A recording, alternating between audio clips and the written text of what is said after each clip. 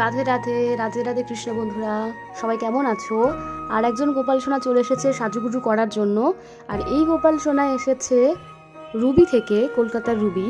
তো বন্ধুরা, এই গোপাল সোনার একটা ঘটনা রয়েছে।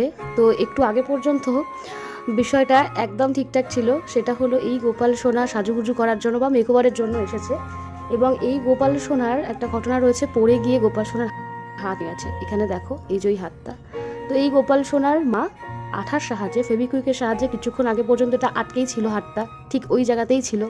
তো এখন সেটা হঠাৎ করে আমি যখন একটু দেখছিলাম গোপাল সোনার এই জায়গাটা যে কেমন কি হয়েছে, কোথায় কতটা আঘাত গুরুতর, তো ঠিক সেই সময় হাতটা কিন্তু আমার কাছে খুলে এলো, আমার হাতে।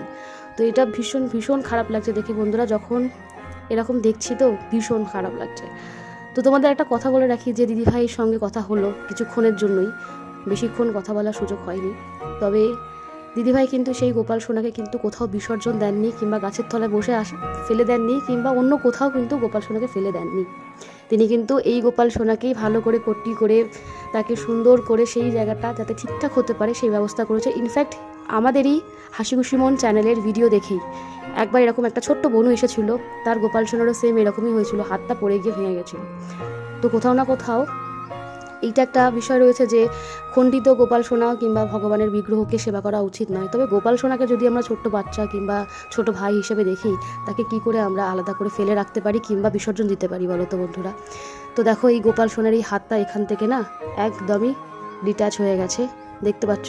খুব কষ্ট লাগছে, তবে ভালোও লাগছে যে গোপাল সোনা এতটা কৃপাময়, এতটা দয়ালু যে আমাকে সেই সুযোগ দিয়েছে গোপাল সোনার হাতটাকে ঠিক করে দেওয়ার জন্য। আমরা তো কেউ নই বন্ধুরা, তবুও গোপাল সোনা সেই সুযোগ আমাকে দিয়েছে।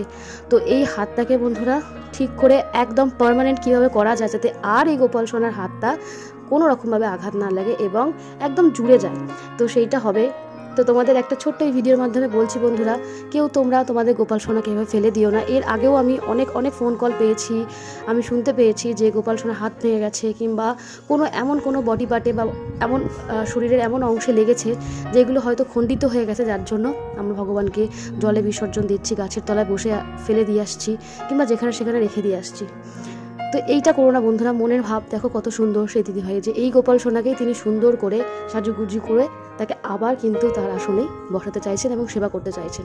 তো গোপাল সোনাকে প্রথমেই তোমরা ক্ষমা চাবে বন্ধুরা যখন এই ঘটনাটা ঘটে, কারণ গোপাল সোনা আমাদের ওপর আসা বিপত্তি নিজের মাথায় নিয়ে নেয়, নিজের গায়ে নিয়ে নেয়, এটা সবথেকে বড় বিষয়। যদি এই হাতটা ভেঙে গিয়ে থাকে আমার গোপাল সোনার, তবে বুঝতে হবে সেই বাড়ির পরিবারের ওপর বিপত্তি কিন্তু গোপাল সোনা সবার আগে নিজে নিয়েছে। তো এই একটা বড় ঘটনা। তো এই একটা ঘটনাটা তোমাদের সঙ্গে শেয়ার করছি, আর ভিডিওর মাধ্যমে তোমাদের একটু দেখাচ্ছি যে এই গোপাল সোনারা কতটা লাকি আমাদের জন্য বলো তো। আমরা অনেকে ভাবি যে এটা হয়তো ঠিকঠাক নয়, মানে শুভ নয়, খণ্ডিত গোপাল সেবা করা উচিত নয়, কিন্তু বিশ্বাস করো বন্ধুরা, গোপাল সোনা ভীষণ ভীষণ দয়ালু, ভগবান ভীষণ দয়ালু, ঈশ্বর সব জানেন, আমাদের অতীত বর্তমান ভবিষ্যৎ সব কিছু, তাই জানে কখন কার সাথে কী হতে চলেছে। আমরা ভগবানকে যতটা বেশি ভালোবাসি, তার থেকেও এখন ভালোবাসা আমাদের প্রতি ভগবানের রয়েছে। তো এই দেখো, আমাদের এই গোপাল সোনার হাত কিন্তু চট জলদি ঠিক হয়ে যাবে, এবং মেকওভারের পর কেমন লাগছে গোপাল সোনাকে সেইটা তোমাদেরকে আমি অবশ্যই দেখাবো। এখন গোপাল সোনা একটুখানি বিশ্রাম করুক, গোপাল সোনাকে একটু এক্সট্রা টেক কেয়ার হবে, কারণ গোপাল সোনা আমাদের কিউটি পায়, একদম চুনুমুন্নু। তো চলো, আমি এইটাই বলার জন্য তোমাদের সঙ্গে একটা ভিডিও করলাম, কারণ সেই রকম সুযোগ হবে না বন্ধুরা। আমি ভীষণ ব্যস্ত হয়ে পড়েছি। গোপাল সোনাদের জুয়েলারি, অ্যাক্সেসরিজ, এই সব কালেকশন যেহেতু রয়েছে, পোশাক রয়েছে, এইগুলো যারা অর্ডার করেছে, বুকিং করেছে, তাদেরকে সেগুলো পার্সেল দেওয়া, এবং যারা এসে ফিজিক্যালি এখানে এসে দেখছে, জিনিসগুলো দেখে কেনাকাটি করছে, তাদেরকে সময় দেওয়া, প্লাস মেকওভারের জন্য যারা আসছেন তার, এবং আমার এই যে দেখো বসে আছে ওখানে আমার যারা গোপাল সোনারা রয়েছে তাদের সেবাও তো রয়েছে বলো বন্ধুরা।